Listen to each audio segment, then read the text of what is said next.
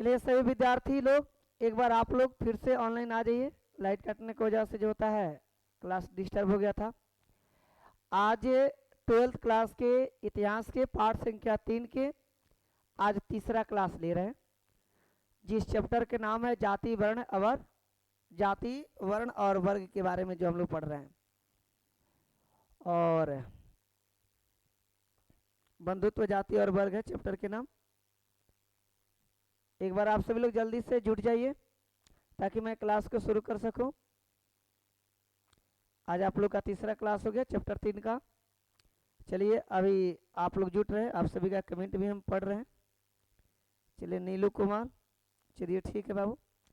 आइए तो बिना देरी किए हुए हम लोग क्लास को स्टार्ट कर रहे हैं। चलिए कल हम सभी लोग पहुंचे थे परिवार तक, यानी कि परिवार के बारे में कल हम लोग अध्ययन किए हुए थे। परिवार किसे कहते हैं, सगा संबंधी किसे कहते हैं, इन सब तमाम चीज़ों के बारे में कल हम लोगों ने पढ़ लिया था। आज हम लोग परिवार के आगे की टॉपिक्स पढ़ेंगे। सबसे तो पहले आज हम लोग पढ़ेंगे गोत्र के बारे में। कल परिवार हमने पढ़ा था, लेकिन आज पढ़ेंगे हम लोग गोत्र के बारे में, ठीक है ना। गोत्र के आधार पर ब्राह्मण का वर्गीकरण किया जाता था। मैंने कल गोत्र के बारे में भी थोड़ा बहुत बतलाया था कि जैसे कश्यप गोत्र होता है उसी तरीका से जो होता है हर जाति में अपना अपना गोत्र होता है। तो गोत्र के आधार पर ब्राह्मण लोगों का क्या किया गया, वर्गीकरण किया गया था। प्रत्येक गोत्र एक वैदिक ऋषि के नाम पर होता था। जो गोत्र होता है ना बाबू, वे वैदिक ऋषि जो होते थे उनके नाम पर वह गोत्र का नाम पड़ता था। उस गोत्र के सदस्य ऋषि के वंशज माने जाते थे। जैसे मैं कहूं कश्यप गोत्र, तो जरूर कोई ना कोई वैदिक ऋषि होंगे जिनका नाम कश्यप होगा, और उन्हीं से जो था पूरा मतलब कि एक समूह के जैसा जो था चले आ रहा है, इसी को गोत्र कहेंगे। जैसे सांडिल्य गोत्र होता है, कश्यप गोत्र होता है, और भी बहुत सारा गोत्र होता है, ठीक है। तो इन्हीं को हम लोग गोत्र कहते हैं, जो कि वैदिक ऋषि के नाम पर पड़ता है। बोले बाबू क्लियर हुआ गोत्र क्या है? तो गोत्र जो होता है वैदिक ऋषि के नाम पे पड़ता है। इससे जो होता ब्राह्मणों का वर्गीकरण किया जाता है, ठीक है ना। प्रत्येक गोत्र एक वैदिक ऋषि के नाम पर होता था। उस गोत्र के सदस्य ऋषि के वंशज ही होते थे, ये मैंने क्लियर कर दिया। गोत्र पद्धति एक ब्राह्मणी पद्धति थी जो लगभग 1000 ईसा पूर्व के बाद में प्रचलन में आई थी।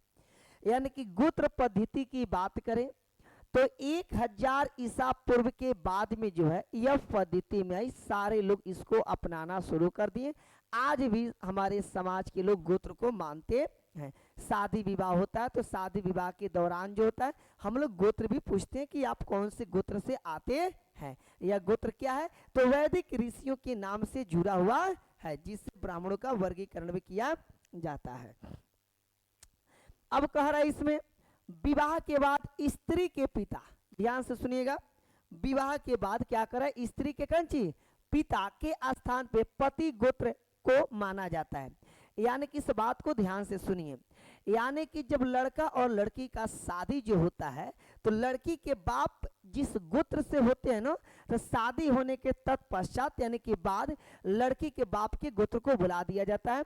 और जो लड़का जिस गोत्र से होता है उसी गोत्र से भी उसे माना जाता है। यानी कि लड़की के पति के गोत्र से अब इसको भी जाना जाता है। इसका भी जो बाल वंश होता है, बच्चा जो होता है, उसे इसके पति का जो गोत्र रहेगा उसी गोत्र के नाम से उसे भी जाना जाता है, ठीक है। आगे की ओर बढ़ते हैं। एक ही गोत्र के सदस्य आपस में विवाह संबंध नहीं रख सकती थी। यानी कि एक ही गोत्र के सदस्य जो आपस में विवाह नहीं कर सकते थे, पहले ऐसा होता था। सातवाहन राजाओं का गोत्र गौतम तथा वशिष्ठ गोत्र थे। देखिए सातवाहन जो राजा थे ना, उनके गोत्र गौतम और कंची वशिष्ठ, दोनों वैदिक ऋषि के नाम जिनके नाम से गोत्र है, याद रखिएगा, गौतमी और वशिष्ठ। गौतमी और कंची वशिष्ठ की जो बात करते हैं, ये दोनों जो होता है वैदिक ऋषि के नाम से गोत्र के नाम जाना जाता है, ठीक है ना। चलिए जैसे मैंने आपको सांडिल्य गोत्र के बारे में बतलाया था, ठीक है। आगे की ओर बढ़ते हैं हम लोग। सातवाहन राजा को उनके मातृ नाम से चिन्हित किया जाता था, किंतु सातवाहन राजाओं का सिंहासन का उत्तराधिकारी पितृवांशिकता होते थे। मैंने पितृवांशिकता और मातृवांशिकता के बारे में कल मैंने आपको बतलाया था। पितृवांशिकता का परिभाषा बतलाया था कि जो परंपरा पिता से चली आ रही है, यानी कि पिता के मृत्यु के बाद उसका ज्येष्ठ संतान, फिर उसके मरने के बाद में उसका बेटा है ना, यानी कि खाली पुत्र ही जो होता है चले आ रही हो परंपरा, तो ओकरा के पितृवांशिकता कहते हैं। और मातृवांशिकता का मतलब बतलाए थे कि बेटी, यानी कि जो माँ से पीढ़ी दर चली आ रही होती है, जो परंपरा माता से चली आ रही है, ओकरा के मातृवांशिकता कहते हैं। चलिए ठीक है, आगे की ओर हम लोग बढ़ रहे हैं। वर्ण व्यवस्था की बात करें तो मेरे प्यारे, वर्ण व्यवस्था 4 प्रकार की होती है, यानी कि पहला वर्ण का नाम है ब्राह्मण, दूसरा का क्षत्रिय, तीसरा का वैश्य और चौथा का क्या होता है, शूद्र। चौथा का क्या होता है, शूद्र। अब ब्राह्मणों का काम क्या होता है, तो ब्राह्मणों का काम होता है वेद वगैरह पढ़ना, पूजा पाठ कराना, पूजा अर्चना कराना, यज्ञ कराना, है ना। क्षत्रिय का काम क्या होता है, ये अपने प्रजा को जो होता है सुरक्षित रखने की जिम्मेदारी इनके पास में होती है, लड़ाई भिड़ाई की भी ये लोग काम करते हैं, अपने प्रजा को सुरक्षित रखते हैं। अब वैश्य की जो बात है, तो वैश्य का काम होता है व्यापार करना, क्या करना, और शूद्र का काम होता है तीनों का सेवा करना। एक बार लिख देते हैं, यानी कि भगवान के मुख से जो है ब्राह्मण का जन्म हुआ, याद रखिएगा, मुख से किनका जन्म हुआ, ब्राह्मण का जन्म हुआ। इन लोगों का काम क्या है, वेद पढ़ना, क्या पढ़ना, वेद पढ़ना। क्षत्रिय की बात करें तो भगवान की इनकी भुजा से जन्म हुआ, भगवान की भुजा से जन्म किनका हुआ, क्षत्रिय का हुआ। इनका काम है अपनी प्रजा की सेवा करना, प्रजा की क्या करना, सेवा करना, उनकी रक्षा करना, है कि नहीं। वैश्य की बात करें तो वैश्य का जन्म जो है उदर से हुआ, उदर का मतलब होता है पेट, ठीक है ना। इनका काम होता है व्यापार, क्या करना, व्यापार करना होता है। और शूद्र का जन्म भगवान के चरणों से हुआ, कौन चीज से हुआ, चरणों से हुआ। इनका काम है तीनों की सेवा करना, तीनों की क्या करना, की सेवा करना इनका कर्तव्य बनता है। आई बात समझ में नो। ब्राह्मण का जन्म भगवान के मुख से हुआ और क्षत्रिय का जन्म भगवान के बाजू से हुआ था। इनका काम होता है प्रजा की देखभाल करना, प्रजा को सुरक्षित रखना। वैश्य का जन्म जो था भगवान के उदर यानी कि पेट से हुआ और इनका काम होता है व्यापार करना, देखिए यहाँ पे व्यापार की काम करते हैं लोग। शूद्र का जन्म भगवान के चरणों से हुआ और इनका काम है ये तीनों की सेवा करना, यानी कि ब्राह्मण की भी सेवा करेंगे, क्षत्रिय की भी और वैश्य की, ये के काम होते हैं। चलिए आगे की ओर बढ़ रहे हैं हम लोग। वर्ण व्यवस्था में ब्राह्मण को सबसे ऊंचा स्थान माना गया, सही बात है। वर्ण व्यवस्था जो मैंने अभी आपको 4 गो बतलाया, ब्राह्मण, वैश्य, क्षत्रिय, शूद्र, इन चारों वर्णों में सबसे ऊपर किसे माना गया है, तो ब्राह्मण को माना गया। किसे माना गया, ब्राह्मण को माना गया है। और शूद्र को सबसे अंतिम स्थान दिया गया और सबसे नीचा किनका स्थान दिया है, शूद्र का। सबसे ऊपर किनका स्थान, ब्राह्मण का स्थान दिया गया है। माना जाता है कि ब्राह्मण ब्रह्मा के मुख से और क्षत्रिय भुजा से, वैश्य जंघा से इसमें दिया, हालांकि कहीं कहीं उधर भी मिल जाता है, ठीक है ना। शूद्र उसके पैर से उत्पत्ति हुई है, यानी कि ऐसा माना जाता है कि ब्राह्मण का जन्म जो होता है ब्रह्मा जी के मुख से हुआ, क्षत्रिय का जन्म कहीं कहीं आपको भुजा से मिल जाता है, और वैश्य का जन्म पेट यानी उदर से हुआ, और शूद्र का जन्म उनके चरणों से यानी कि पैरों से हुआ था। वर्ण व्यवस्था जन्म पर आधारित थी। वर्ण व्यवस्था क्या चीज पर आधारित थी मेरे प्यारे, जन्म पर आधारित थी। प्रत्येक वर्ण के लिए अलग अलग कार्य निर्धारित होते हैं, प्रत्येक वर्ण का जो होता है अलग अलग कार्य होता है, प्रत्येक वर्ण का क्या होता है, अलग अलग कार्य होता है, ठीक है। चलिए आगे की ओर बढ़ते हैं हम लोग।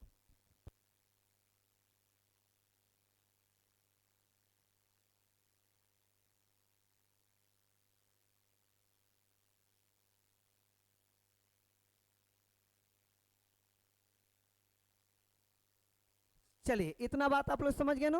वर्ण कितना, 4 गो, ब्राह्मण, क्षत्रिय, वैश्य, शूद्र।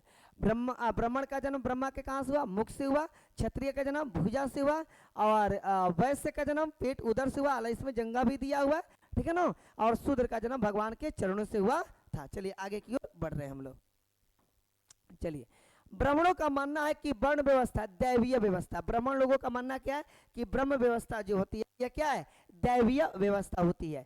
ब्राह्मणों ने राजाओं को उपदेश दिया कि वे अपने राज्य में इन नियमों का पालन करें। यानी ब्राह्मण लोग जो है ये राजा महाराजा को उपदेश दिया करते थे कि आपको अपने राज दरबार में ऐसे करना है, वैसे करना, विभिन्न प्रकार के नियम वगैरह पूजा पाठ के बारे में ये लोग बताया करते थे। अश्वमेध वगैरह यज्ञ जो होता था ब्राह्मण ही करवाते थे। परंपरा कार्य की बात हम करते हैं तो पठन पाठन वेदों और शास्त्रों का अध्ययन और अध्यापन कराना, यानी ब्राह्मणों का काम है कंची पठन पाठन करना, वेद के बारे में पढ़ाना, शास्त्र के बारे में पढ़ना पढ़ाना, ये सारी काम जो होता है ब्राह्मणों की होती है।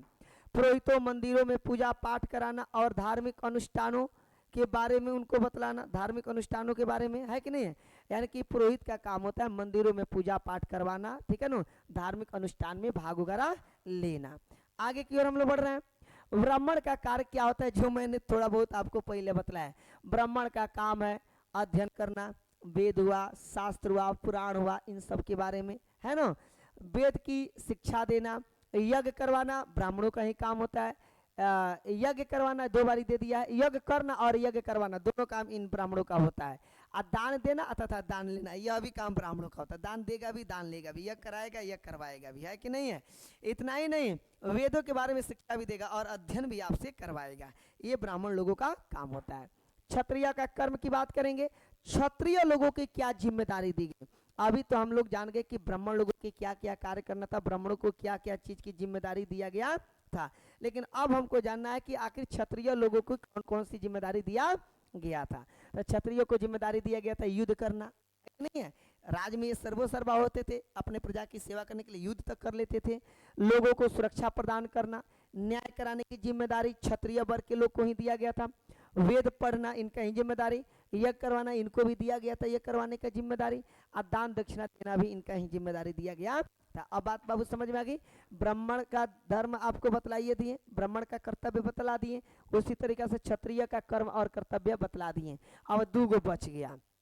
दुग में कौन है, वैश्य। वैश्य समाज का कौन कौन से काम होता है। तो वैश्य समाज का पहला काम होता है कृषि कार्य करना, दूसरा का होता है गौ पालन करना। अब गौ पालन ही बल्कि पशु पालन, इसमें सब पालन ही आ जाएगा। व्यापार करना भी इनका मुख्य कर्तव्य होता है। वेद पढ़ना इनका भी अपना कर्तव्य होता है, ये लोग भी वेद पढ़ सकते हैं, यज्ञ करवा भी सकते हैं, और ये लोग भी दान दक्षिणा देते लेते हैं। चलिए आगे की ओर हम लोग बढ़ते हैं। शूद्र की बात करेंगे। चौथा स्टेप में, सबसे निचले स्टेप में कौन आता है, शूद्र आता है। तो शूद्र के लिए मात्र एक ही जीविका थी, तीनों उच्च वर्णों की सेवा करना। शूद्र का काम होता है ब्राह्मण की, ब्राह्मण की, क्षत्रिय की और वैश्य की।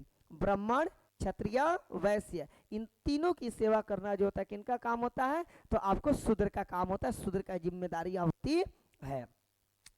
प्राचीन हिंदू धर्म में शूद्र 4 वर्णों में से एक है, जो परंपरागत रूप से श्रमिक और सेवकों का सामाजिक वर्ग है। हालांकि विभिन्न ऐतिहासिक और दार्शनिक संदर्भ में शूद्रों की भूमिका, स्थिति और उत्पत्ति के बारे में अलग अलग विचार और व्याख्याओं में मौजूद होता है। यानी कि शूद्र आज से नहीं बल्कि बहुत पहले काल से जो होता है ये तीनों की सेवा करते आ रहे हैं। ये शूद्र की काम होता है, ब्राह्मण की, क्षत्रिय की और वैश्य की। ब्राह्मण की, क्षत्रिय की और कांची वैश्य की, इन तीनों की सेवा करना शूद्र का काम होता है।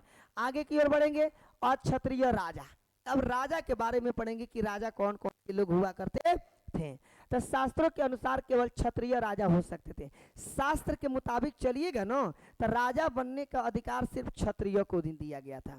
शास्त्र के हिसाब से चलिएगा तो राजा बनने का अधिकार किसे दिया गया था, क्षत्रिय वर्ग के ही लोग को दिया गया था, ठीक है ना।